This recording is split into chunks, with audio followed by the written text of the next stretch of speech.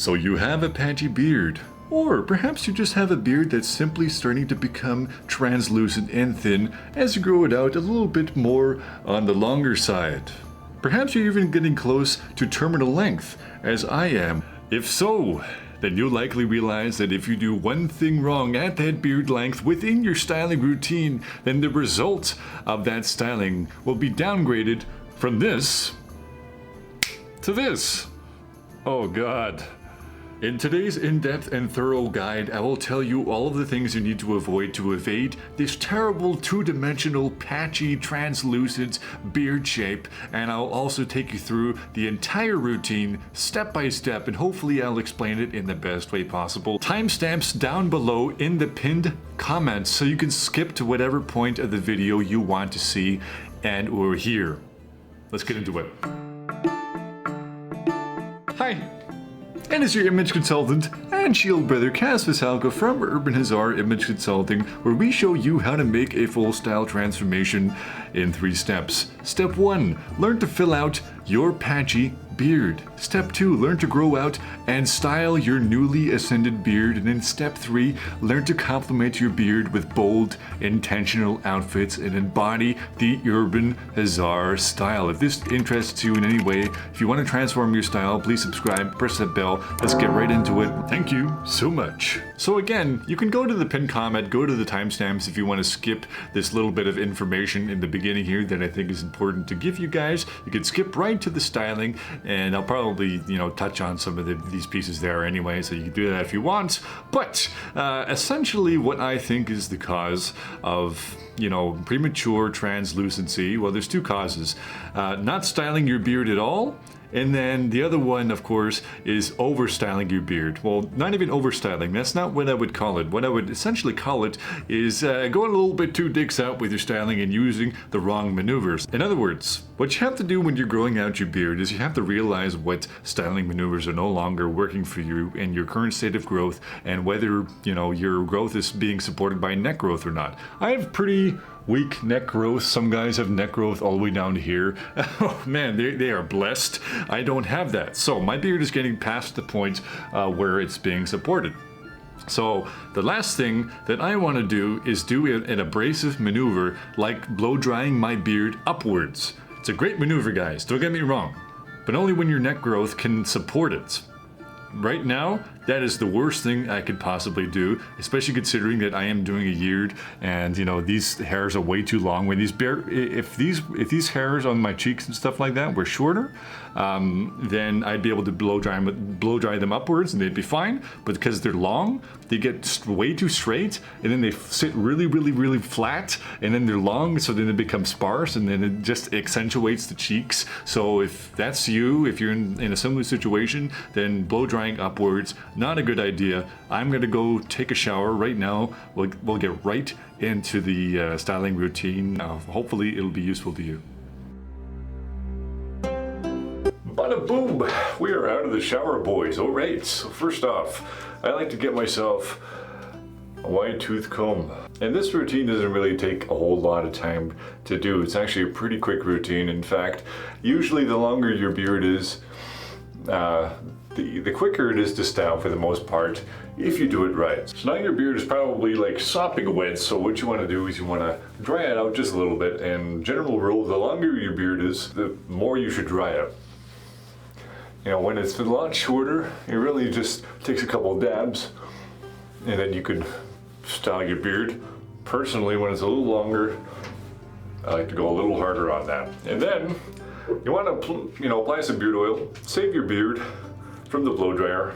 Right now I got some KINGSMEN Holy Grail beard oil. I got a discount code down in the description for you with code BEARDTREND for 20% off. Go check that out. Really, really great beard oil. Love the way it smells. All right. Right now I'm using something like 5 or 6 drops. Oh, it's got a nice, classy barbershop smell. Let's pull out that blow dryer, and then also a larger round brush. That's what I like to use in this case. So when we have patchier or longer beards where there's some translucency happening, again, we don't want to blow dry the beard up. We want to do this maneuver that I like to call swing low, sweet chariot. So essentially what you're doing is you're guiding the comb in this way with the blow dryer, and we don't want to iron out, you know, we don't want to really focus on the front too much because of course that's going to accentuate the translucency.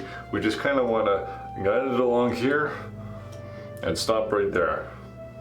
If that makes any sense. So I like to put it on high speed on the warm setting, and essentially what we're doing is we're doing that on both sides, and we're going to kind of do also kind of a horizontal plane motion as well. Watch this. Swing low, sweet chariot, coming for to carry me home. Swing low, my sweet chariot, coming for to carry me home. Again, not accentuating the front too much when I do that horizontal plane motion. Alright, so we're good right now. It's actually looking pretty good already, but the beard is probably not dry enough, especially in the cheeks. So what I like to do right now, first off, make sure the mustache isn't sitting improperly. I'm going to move this out of the way. And essentially what I'm going to do is just roll it up and give it a good old side motion as I'm pulling it through. This is going to give you a nice pop on the cheeks if your cheeks are getting too long. And for this one I kind of like to use a more medium speed for the air, still in the warm setting.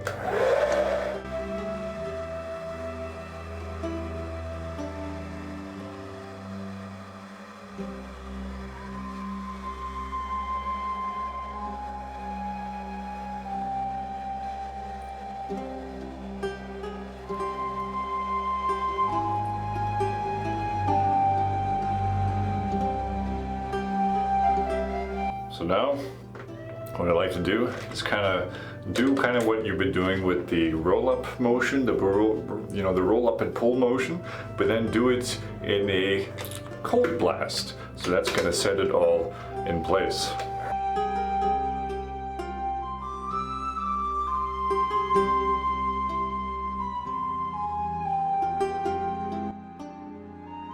So as you might be able to see, I have barely ever given a thought to, paying extra attention to this front area. I'm just kind of letting it kind of do its natural thing, right? I'm not adding too much order to this. Here, on the other hand, I'm making sure that it has a nice pop, and that looks pretty good so far. First off, I'm gonna kind of get the mustache out of the way just a little bit. Low heat, low speed.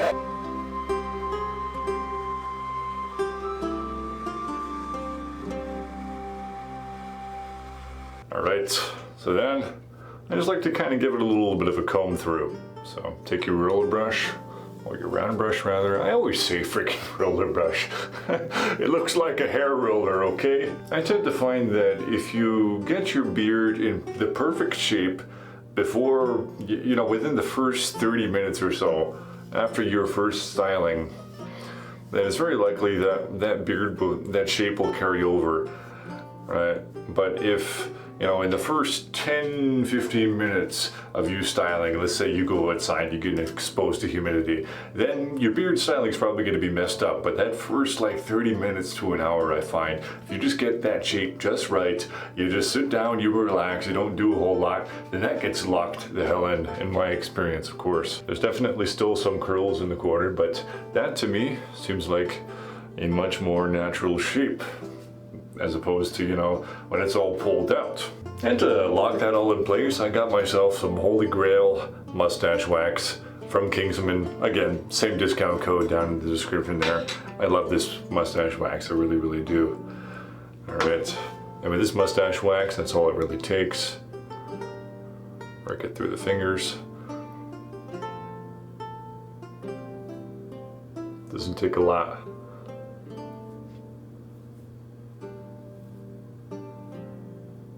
There you go. It's not a super high hold mustache wax, But if you just like coat the outside of the hair, and, you know, you don't go too far down to the skin, it really, really works well. And the remainder of it, I like to put on my beard. So lock that shape in place. Oh yeah, it's looking pretty good, huh? So that's a quick little routine that you lads with patchy and or longish beards that are starting to become a little bit transparent.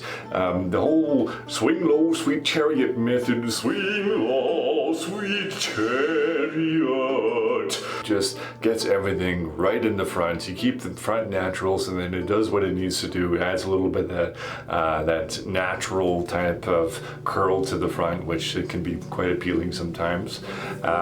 And you know, it just kind of creates an overall thicker beard appearance, in my opinion, of course.